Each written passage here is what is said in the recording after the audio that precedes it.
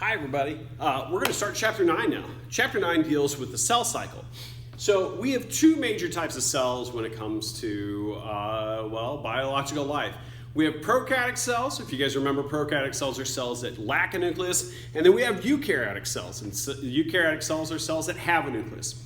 So let's first look at prokaryotic cell division, and then after that we'll get into eukaryotic cell division, which a lot of you might know better as mitosis or meiosis. All right, so let's look at eukaryotic cells. Some things to consider about eukaryotic cells is that they lack a nucleus. They're all single-celled organisms or unicellular. In terms of life, these are bacteria and archaea. Remember, archaea are kind of similar to bacteria in a lot of ways.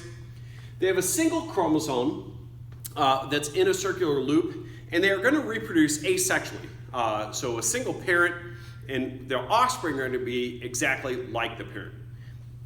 And so this overhead here is showing how these single-celled organisms reproduce, and it's through this process known as binary fission. And binary fission is a splitting of a parent cell into two daughter cells. All right? So let's look at the steps in binary fission. So the first thing that's going to happen here is that the chromosome is going to replicate. And so we're going to have two chromosomes now. Now, I like this picture a little better here. And so you can see now we have two chromosomes. Remember, those chromosomes that they have are in a circular loop.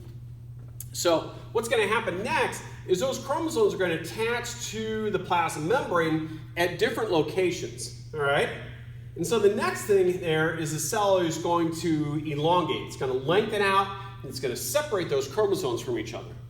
The next there is that the plasma membrane is going to pinch inward in between those two chromosomes, and eventually it separates the cell into two cells. And the last thing that's going to happen here is new cell wall forms. All right? So that's the steps in binary fission.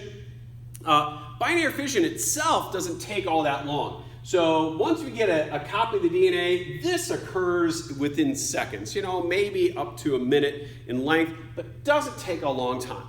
All right? The time to go from this cell back to the beginning so it can do this all over again is a little longer. So if you think about it, you take a large cell, divide it into two smaller cells. They have to essentially grow back to what the original cell is before they can go through this process again. All right? So it takes most bacteria, most prokaryotic cells, 1 to 24 hours to go from here to where they're ready to divide again. But some bacteria could do this much faster, like E. coli. E. coli only takes 20 minutes to go from here to here before it divides again. So if you think about it, if you have one E. coli, in 20 minutes you have 2, in another 20 minutes you have 4, in another 20 minutes you have 8. It doesn't seem so bad after an hour.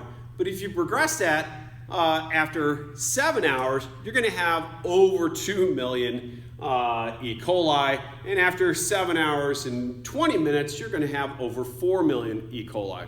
So if you leave some mayonnaise out on the counter and you come back 8 hours later, just throw that mayonnaise away. All right? So some can even divide faster, but we're not going to get into other things that can scare you. So